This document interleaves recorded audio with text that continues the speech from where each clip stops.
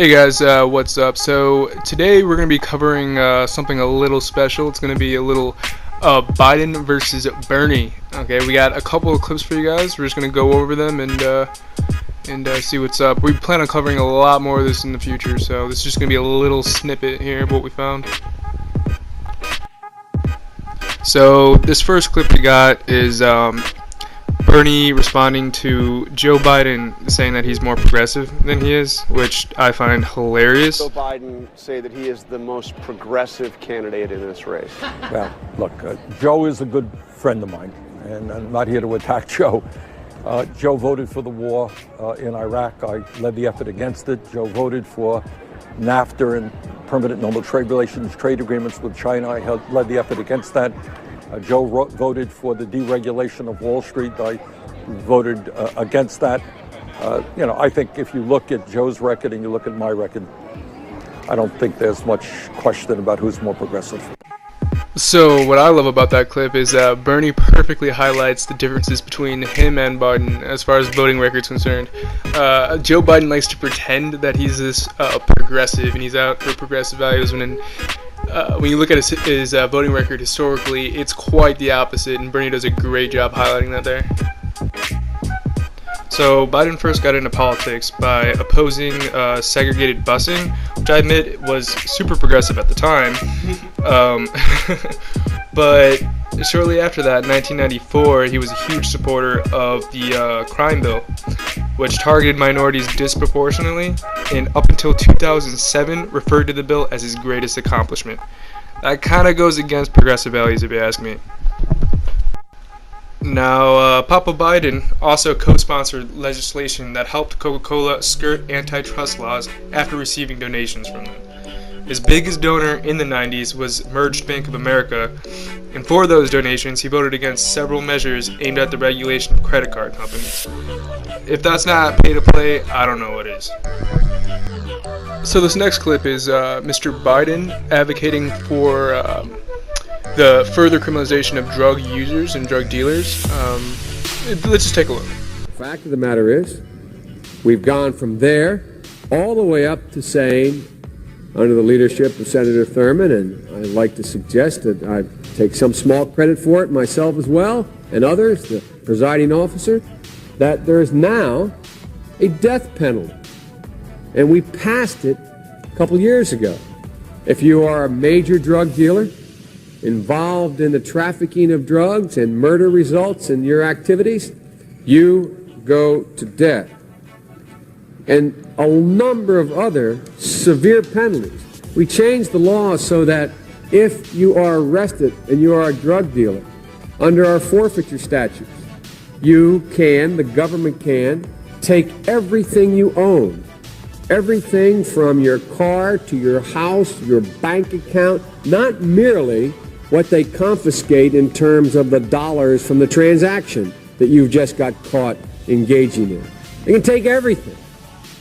We have laws in the last several years where we don't allow judges discretion to sentence people. Flat time sentencing. You get caught, you go to jail.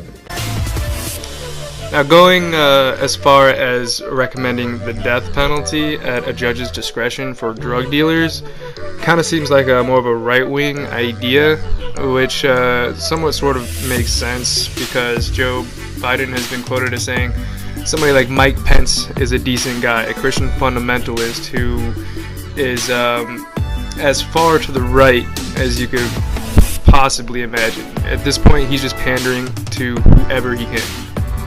The keyword for me in that clip was he wants further judge discretion, which to me means a lack of a jury for drug dealers and drug offenders, which to me just seems unconstitutional to have complete judge jurisdiction over civil crimes like this. But what do I know? So this next clip is probably the most damning one that we have right now of Biden. He actually admits to prostituting himself for big companies. So just get a load of this. Senator, I'm sure that you would agree that your service in the Senate up to this point has not reflected any particular concern for the larger contributors. Well, the fortunate thing is I didn't have many larger contributors, and the only reason, see, I went to the big guys for the money. I was ready to prostitute myself in the manner in which I talk about it, but what happened was they said, come back when you're 40, son, and so I had to go out.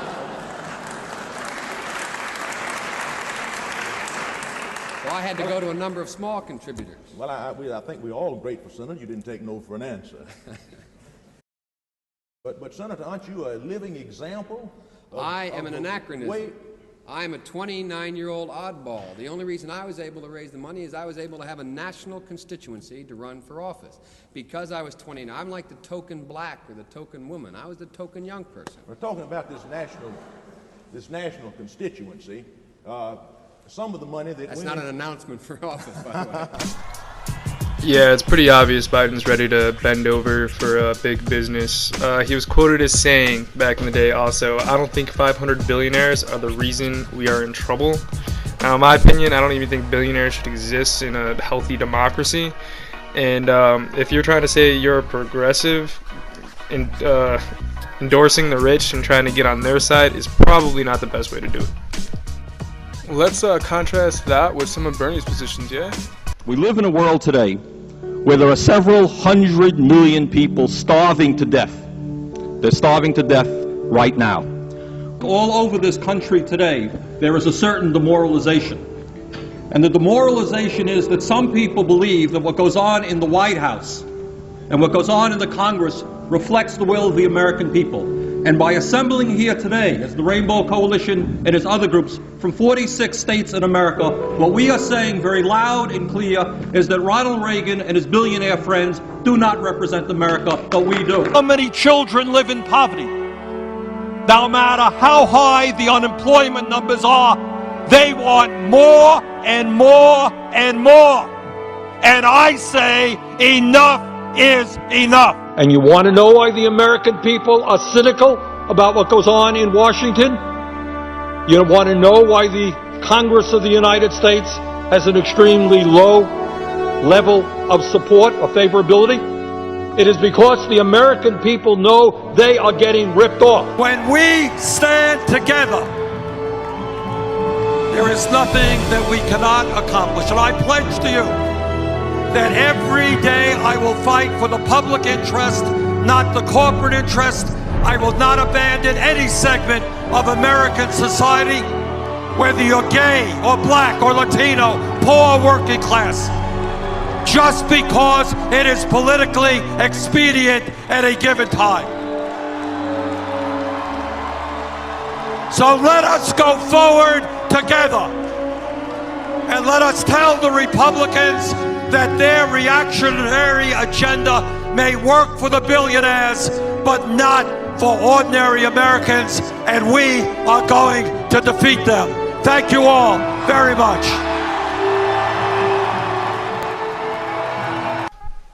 I think this shows a pretty stark contrast between the two, especially when you're trying to play the whole I'm a progressive, working for the middle class, and you're using the rhetoric in the case of Joe Biden of cozying up to billionaires and trying to help the country that way, and Bernie on the flip side going straight to the middle class and promoting policies that will help the poverty in America.